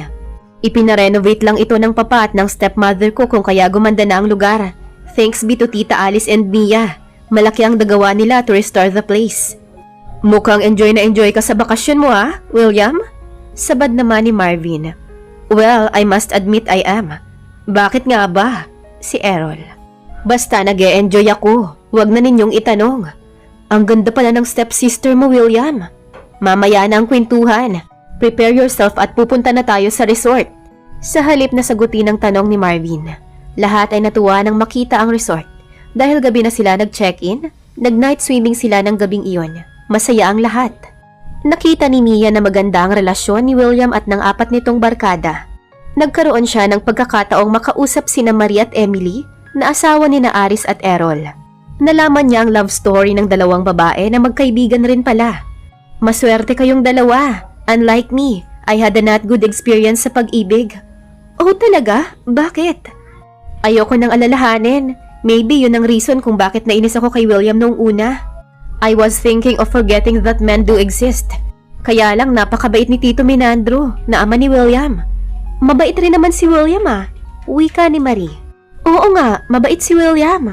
Segunda naman ni Emily. Pero alam ninyo, nag-away kami noong una. I hate him so much. Akala ko kasi pasaway siyang talaga. Kasi naman, pinagsungitan ko. Mabait ang magkakaibigan na yan, Mia. Mga mabiro pero mababait. Mia, anak, halika muna rito. Tinig ng kanyang mami. Sandali lang tawag ako ng mami ko. Anak, silbihan mo ng pagkain ng mga bisita ni William. Baka wala na silang makain sa mesa nila. Utos ng kanyang ina na siyang punong abala sa pag-aasikaso ng mga pagkain iniluto nila. Okay, ma'am. Kinuha niya ang tray ng mga inihaw na isda at tinungo ang kinaroroonan ni na William at ng mga kaibigan nito. Akala ba namin, inis na inis ka sa stepsister mo? Bakit mukhang sweet na kayo sa isa't isa? Tinig iyon ng isa sa mga kausap ni William. Natigilan bigla si Mia sa paghakbang nang marinig na siya ang topic ng mga ito. Kayo naman, strategy ko lang ang pa-sweet effect sa kanya, no? Style ko lang yun para mapalapit ang kalooban niya sa akin. Tapos, liligawan ko. At pag sumagot, paiiyakin ko, bigla kong bibitawan. De nakaganti na ako. Mayabang pa na wika ng binata. Nagsalubong naman ang mga kilay ni Mia sa narinig. Ang unang naisip niya ay sugurin ito at sapakin, pero nagpigil siya. Kung nagpaplano ito ng masama sa kanya, pues itutuloy na rin niya ang balak niyang laban rito. Ang mayabang na to. Buong akala ko ay tunay ng pagpapakabait sa akin. Yun pala, niloloko lang ako. Makikita mo. Tingnan ko lang kung sino sa atin ang iiyak. Galit na wika niya sa sarili. Pero pare, mukhang mabait naman si Mia. At saka hindi tipong lolokohin lang. Wika ng isa pang kausap nito. Akala nyo lang yun. Parang Amazona yan pag nagalit. Huwag mo nang lukohin. Ano ka ba? Ako pwede kong ligawan yan pero tototohanin ko. Wika ng isa pa. Kakaiba siya. Pera lang ang mahalaga sa kanya. Silang mag-ina. Baka akala nila ay naniniwala ako sa kabaitan nila.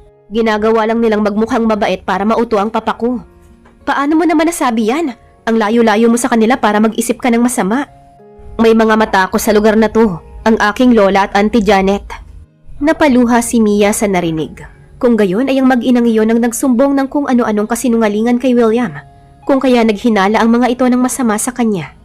At bakit naman naniwala kaagad ang William na ito? Kung sa bagay, hindi niya ito masisisi. Ina ng tunay nitong ina ang nagsumbong sa mga kasinungalingan at talagang posible nitong paniwalaan niyon. Pero pare, unfair naman yun sa kanila. Bakit hindi mo muna tiyakin bago sila pag-isipan ng masama? Paano kung sinisiraan lang nila ang mag-ina? That's my grandma. Sa palagay ko naman ay mas dapat kong paniwalaan ng lola ko kaysa sa kanila. Mabilis na nagpahid siya ng luha ng mamalayan ang mga yabag sa kanyang likuran.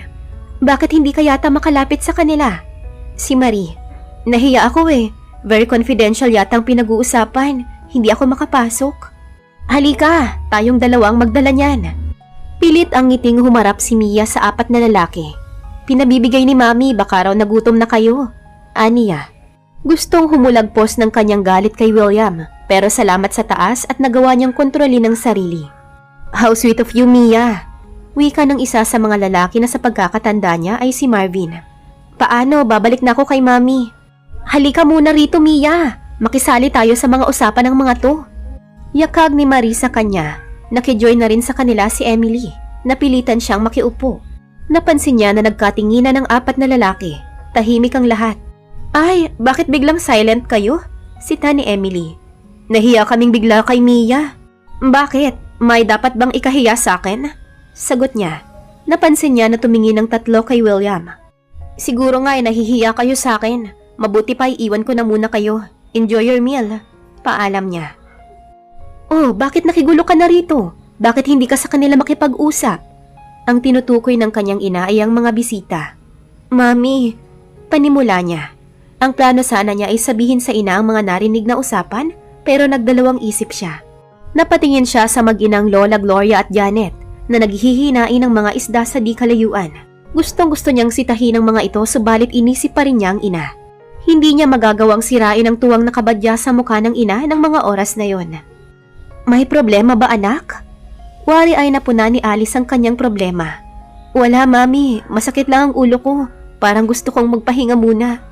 Abay, umakyat ka na muna sa kwarto mo. Paano po kayo? Hayaan mo na. At ngayon lang naman tayo magpapakapagod. Bukas ay puro order na ang pagkain natin.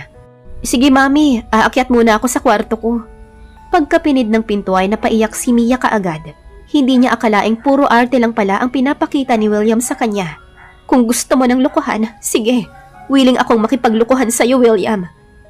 Kalaliman ng gabi nang may biglang kumatok sa kanyang kwarto. Si William. Bakit naririyan ka? Nagsisimula na ang night swimming. Alika na. Nagkakagulo na ang lahat doon at tinahanap ka nila. Napilitan siyang ngumiti rito. Masama kasi ang pakiramdam ko. Aniya. Halika na. Mawawala yan kapag lumusong ka sa dagat. Sige, susunod na lang ako. Hindi ako aalis dito. Hihintayin kita para sigurado. Sige, maghintay ka lang sandali. Walang kasigla-siglang humugot siya ng swimsuit. Pero may kumislap sa kanyang isipan. Sa halip ay isang two-piece na swimsuit ang isinuot niya.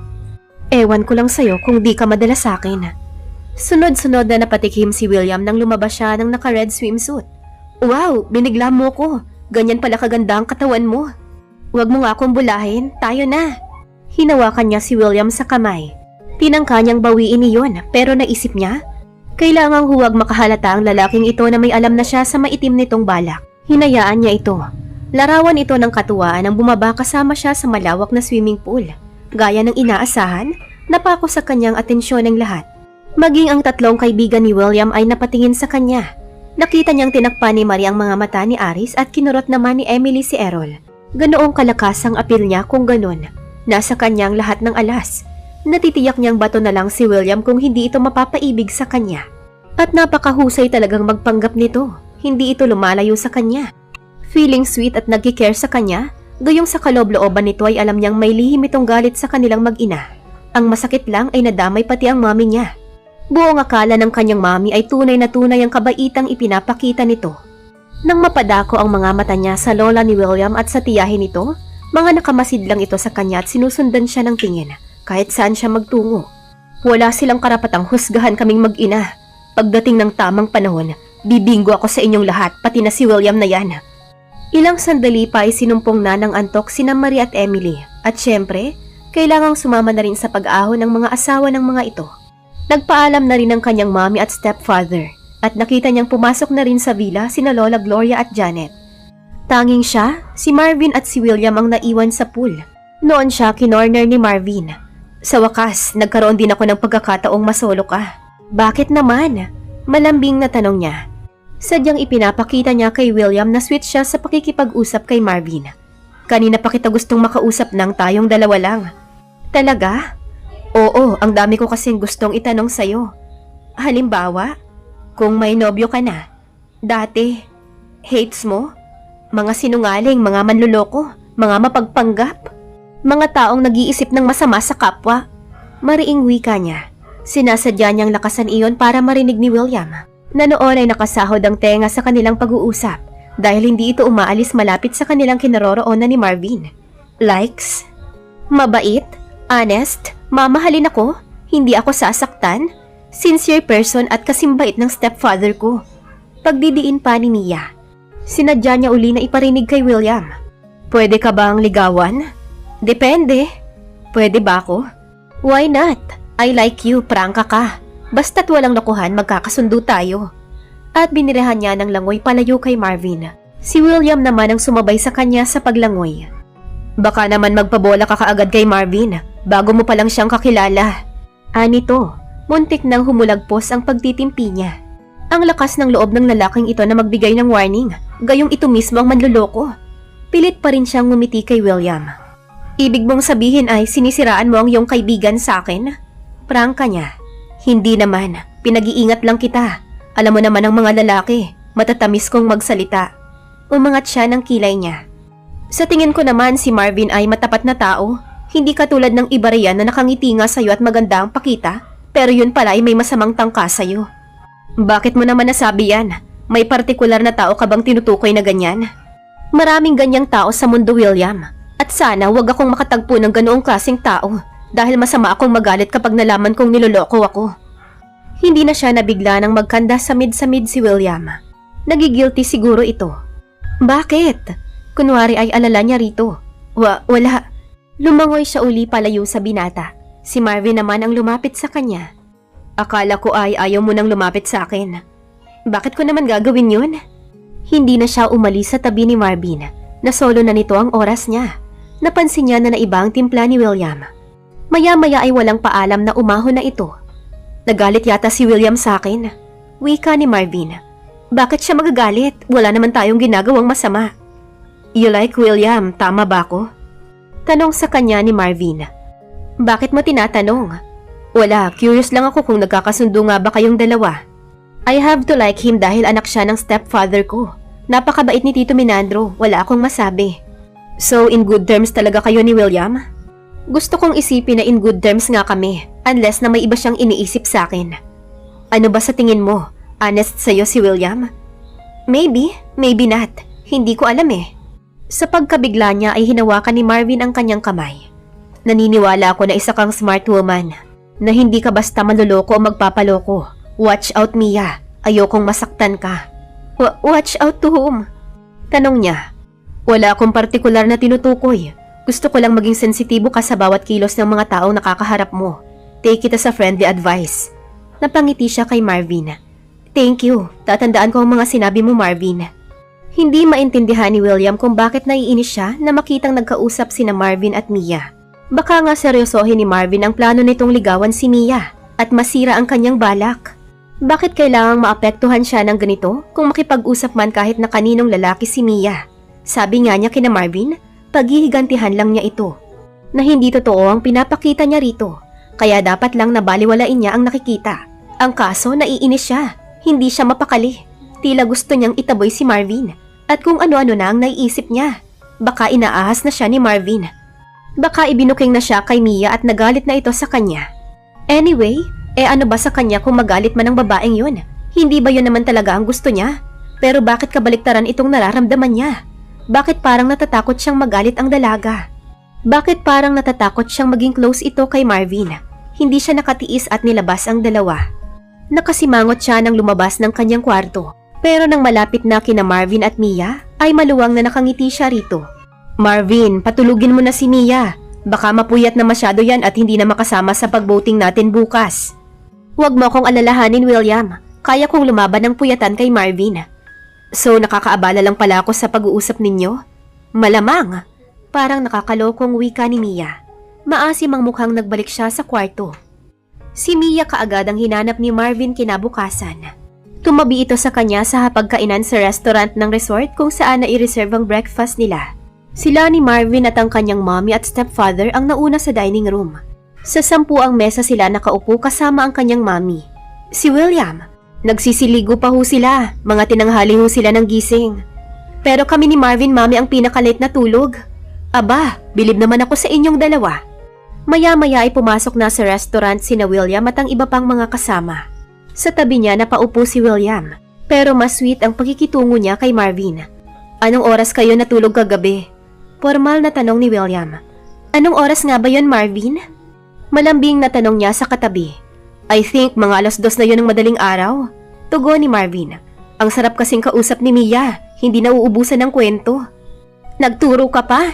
Ikaw nga tong panayang kwento. Kinabagan na nga ako kakatawa sa mga jokes mo eh. Wika pa ng dalaga na kinasimangot ni William.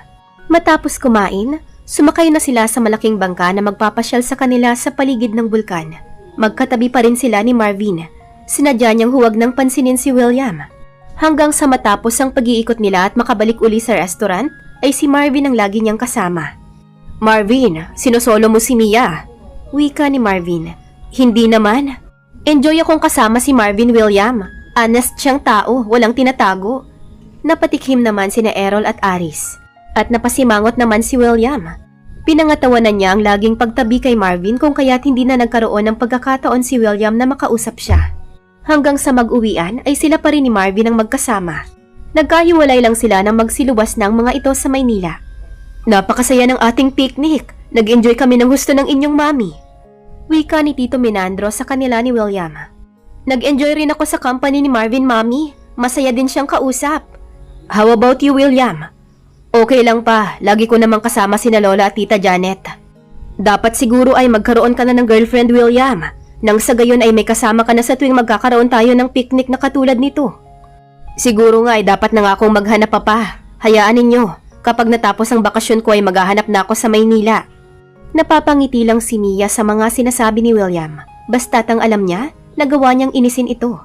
"Kala mo ha? Sige lang, ligawan mo pa ako at lalo kang malilintikan."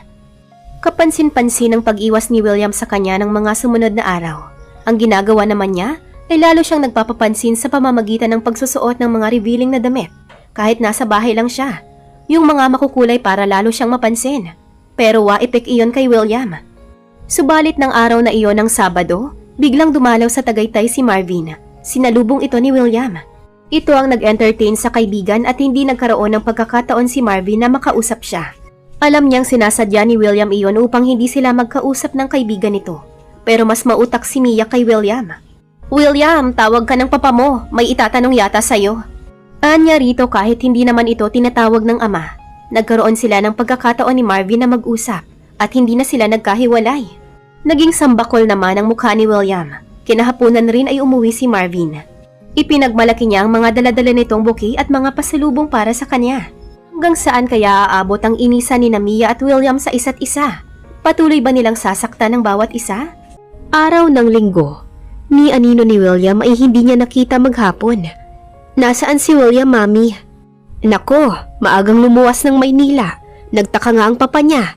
May kakausapin raw itong tao at may koneksyon sa kanyang magiging girlfriend." "Ganoon ho ba? Saan kaya nagpunta yun?" "William, this is a surprise. Napaluwas ka lang ba o tapos na ang bakasyon mo?" Gulat na gulat si Marvin nang makita siya.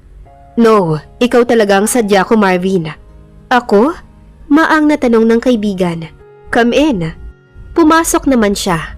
Kahit hindi siya pinaupo ni Marvin ay naupo siya sa sopa. "Ano bang problema?" "Pare, mag-usap tayo ng tapatan." "Tungkol saan?" "Kay Mia." Natigilan si Marvin. Nawala ang ngiti nito sa labi. "Bakit? Ano ang tungkol kay Mia?" "Pare, ano ba talaga ang pakay mo sa kanya?" Seryosong tanong niya. Hindi kaagad nakasagot si Marvin. Tumingin ito sa kanya. "May kaso ba kung sabihin ko sa iyong seryoso ako sa stepsister mo?" "Ano ang ibig mong sabihin?" "Bala ko sana siyang ligawan." Tumiimang anyo ni William. "Pare, alam mo naman ang plano ko, di ba? Wala naman akong inilihim sa inyong tatlo, hindi ba?" Sumbat niya. "Alam ko. Kaya nga gusto ko siyang ligawan kaagad para iligtas siya sa masama mong balak at para rin iligtas ka sa paggawa ng masama." "Anong masama ang pinagsasabi mo?" "Kailan ka pa naging bulag sa larangan ng masama at mabuti, William? Alam mo na masama ang binabalak mo kay Mia. It's unfair. She is being good to you. Bakit mo gagantihan ng kasamaan ng lahat ng kabutihan niya sa'yo?" Untag ni Marvin sa kanya. "Hindi mo ako naiintindihan, Marvin. Hindi mo nalalaman ang buong katotohanan." "At ano ang katotohanan?" "Na nagsinungaling ako sa inyong lahat." "Ano?" "Hindi ko totoong balak na gawan siya ng masama." "Naguguluhan ako sa mga pinagsasabi mo, William. Baka pwedeng linawin mo nang maunawaan ko." "Lahat ng mga pinagsasabi ko ng gabing iyon ay pawang mga kasinungalingan lamang."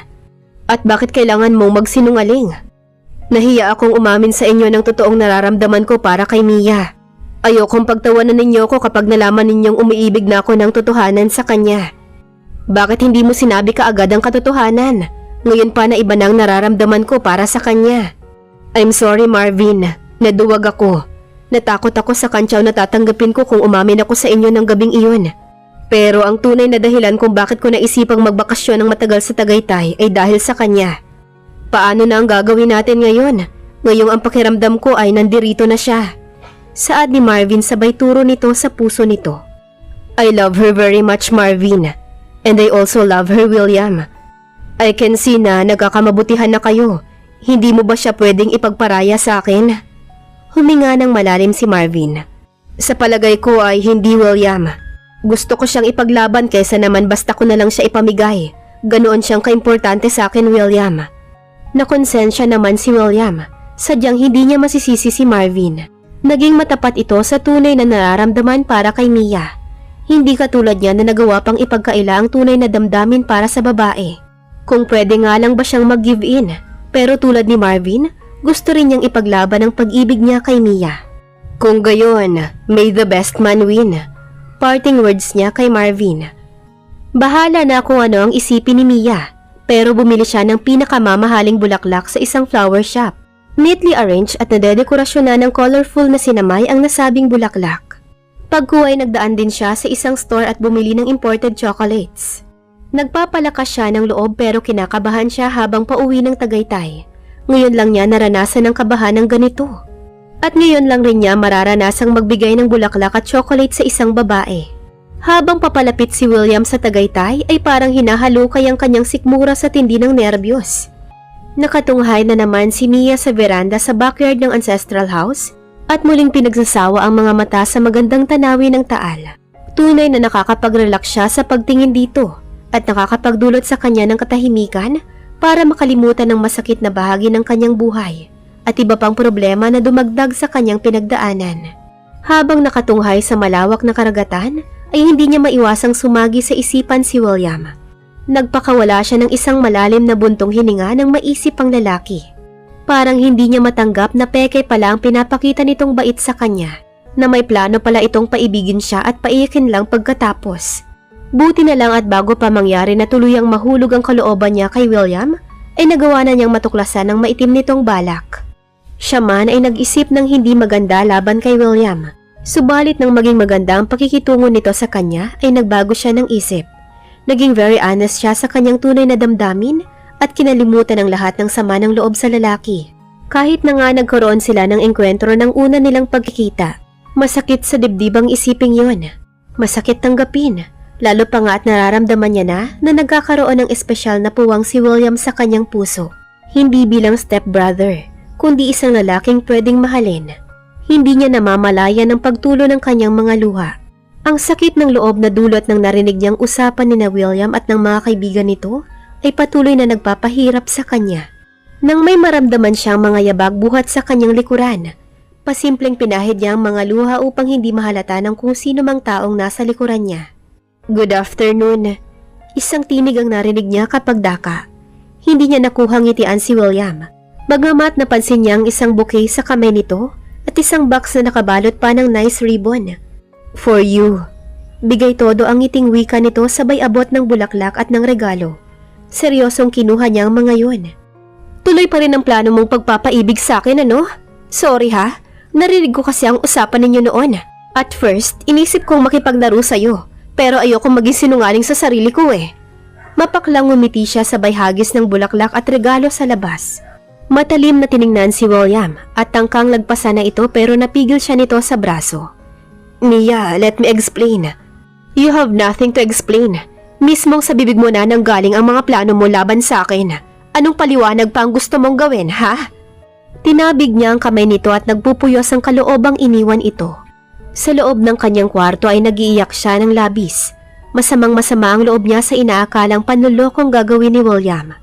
Hindi na siya tinangkang kausapin ni William ng mga sumunod na araw, pero kapansin-pansin ang kalungkutan nito. Madalas ay nakikita niya itong nag-iisa sa bakuran.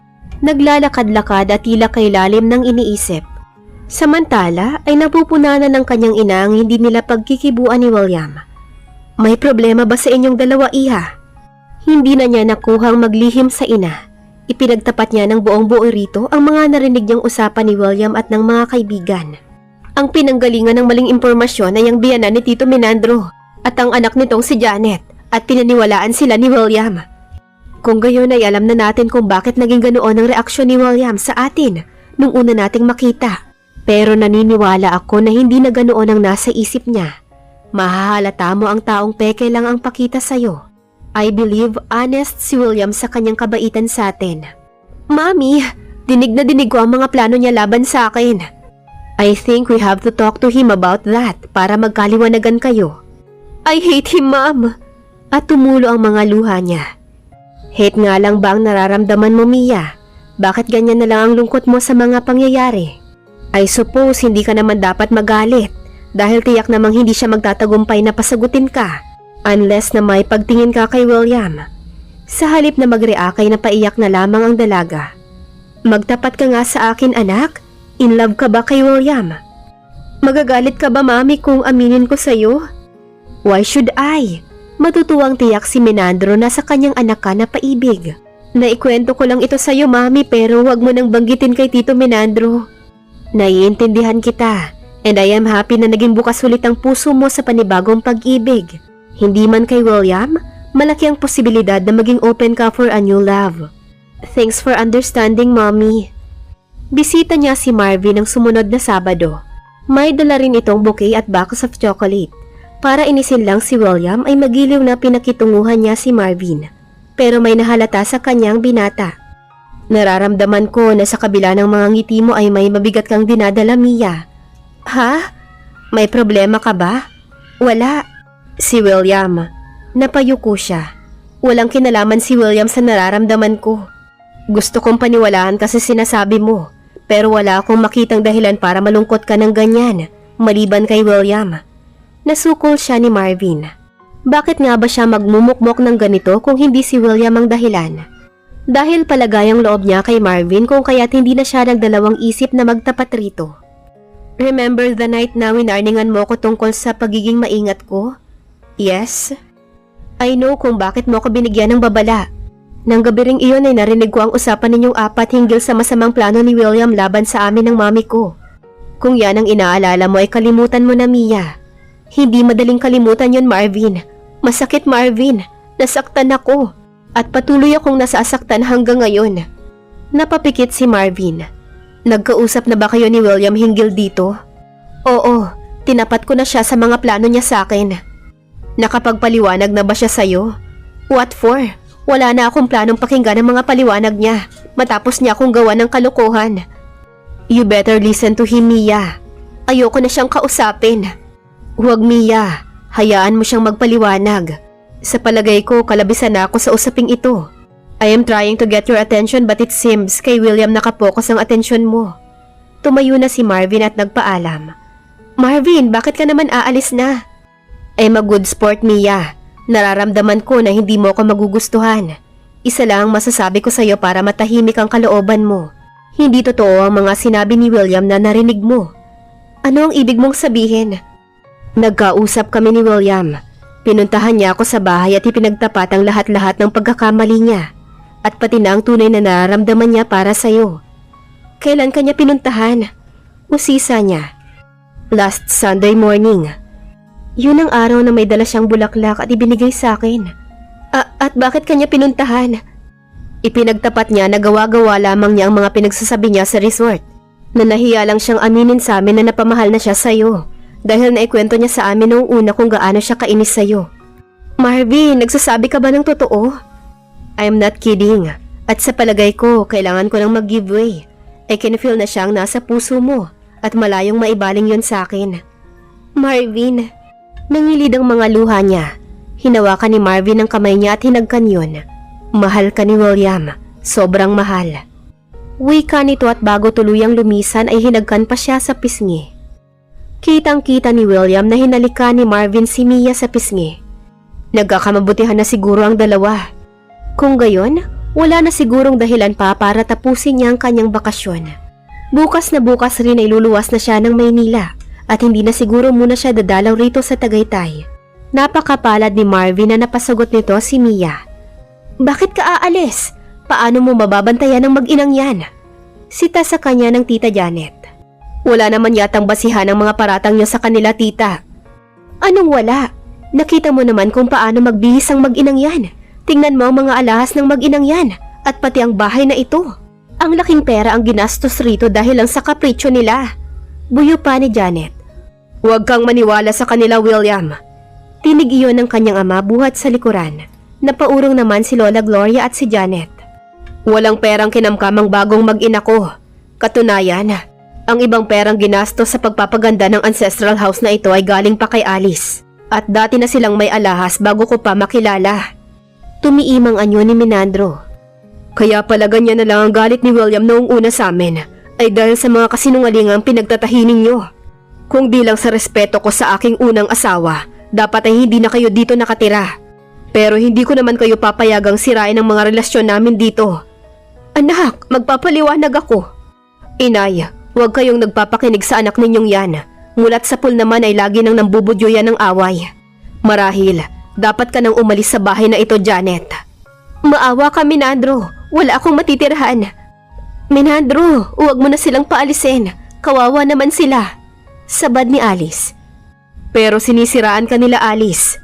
Kahit na, hindi sapat na dahilan iyon para maging madamo tayo sa kanila. Wari ay napapahiyang lumapit si Janet kay Alice at humingi ng tawad rito. Huwag na lang itong mauulit. Wala kayong aalalahanin sa amin ng anak ko. Kaya lang kami naririto ay dahil kay Menandro. Kung mawawala si Menandro rito, pwede kaming umalis ni Mia anumang oras. Tita Alice, ayoko ng ganyang usapan. Dito na kayo titira habang buhay. Walang aalis sa bahay na ito. Sama-sama tayong sisinupi ng bahay na to. Natutuwang inakbayan ni Menandro ang anak sa narinig buhat sa kanya. Ngayon ay wala na akong mahihiling pa. Masaya at buo na ang aking pamilya. Maaga siyang nagayos ng gamit para umalis kinabukasan. Nalabis na pinagtaka ng kanyang ama at madrasta. Bigla-bigla yata ang pasya mong ito, anak. Wika ng kanyang ama. I'll be back to work, Papa. Thanks for being sweet, Tita Alice. Pero ang aga naman yata ng alis mo. Kailangan ako sa trabaho ko, Tita. Hindi mo na ba hihintayang magising si Mia? Hindi na, Tita. Napatingin si Alice kay Menandro. Iho, may problema ba? Wala, Papa. Are you sure wala? I'm sure, Papa. Kung gayon, happy trip na lang sa'yo, anak. Bakit mo siya pinaalis nang hindi sila nagkakausap ni Mia? Sita ni Alice kay Menandro nang makaalis si William. Alam mo, kapag nag-iibigan talaga ang dalawang tao, sila mismo ang gagawa ng paraan para maisakatuparan ng pag-iibigang yun. Parang tayo? Parang tayo. At ginagap ni Menandro ang kanyang palad. Umalis na? Bakit, Mami? Maang natanong ni Mia nang magising at malamang wala na si William. Nagkibit balikat ang ina. Basta ang sabi, kailangan na siya sa trabaho. Napahalukip-kip si Mia. Nagkakaroon siya ng second thought sa mga sinabi ni Marvin hinggil kay William. Baka kasabwat si Marvin sa mga drama nito. Pinalalabas nito na nagkakaroon ng guilt si William sa mga masamang balakin sa kanya. Pero ang totoo ay sadyang masama ang plano nito sa kanya. Ang tanga niya para paniwala ang mahal siya ni William. Aniya sa sarili. Nasa South Superhighway na si William patungong Maynila nang magring ang cellphone niya. Si Marvin ang tumawag. Yes, Marvin.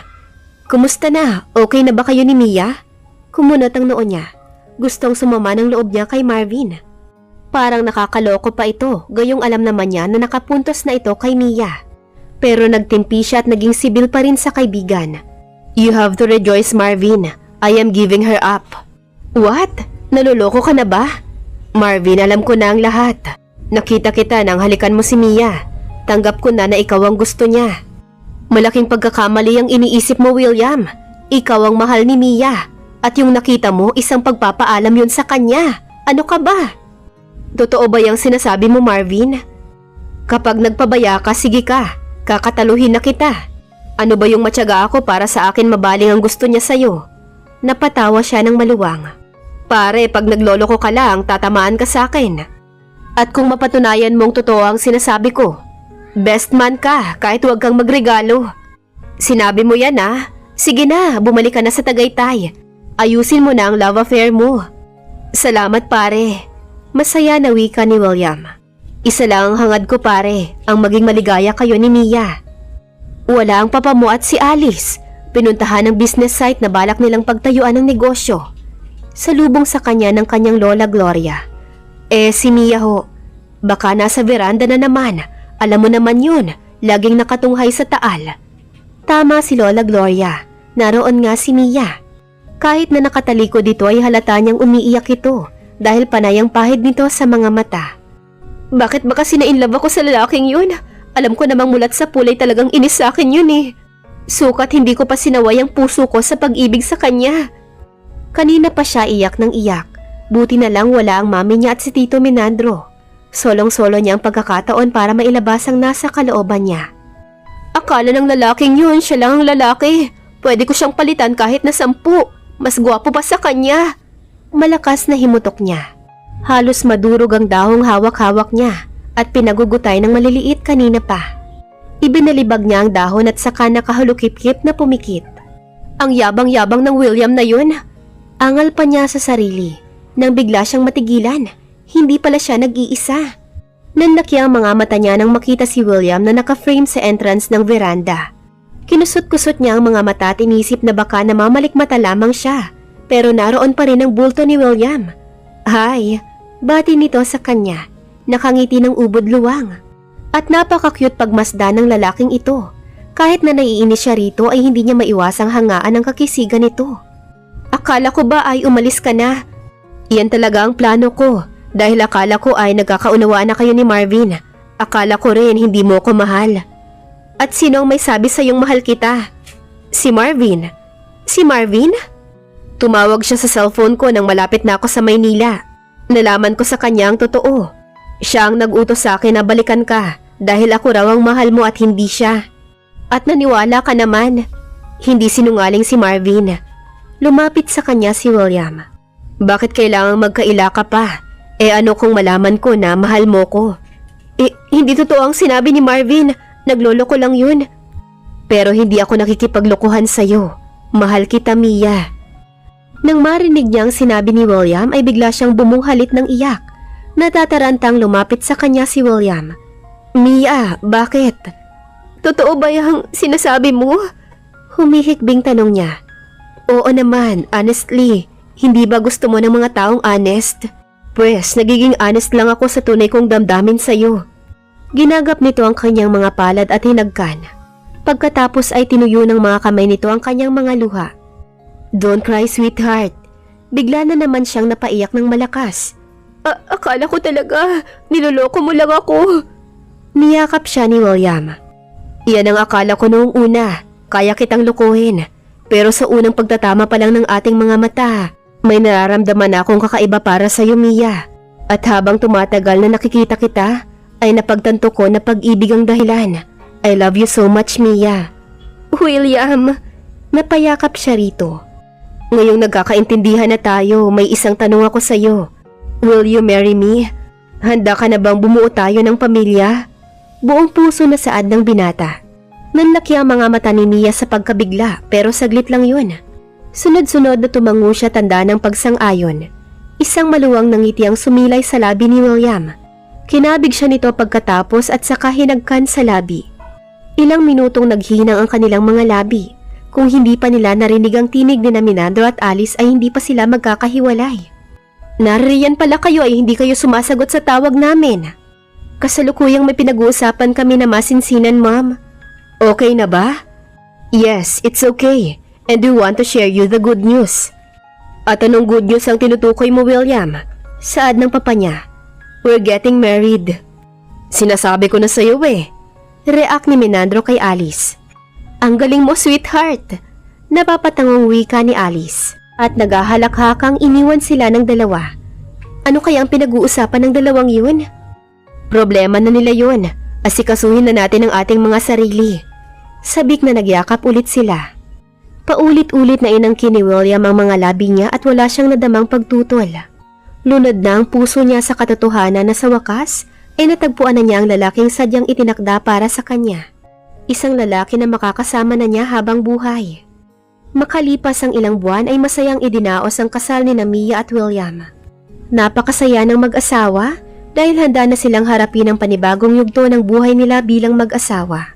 Dumalo din sa kasal ang mga kaibigan ni William. At nandun din si Marvin na masaya para sa kaibigan.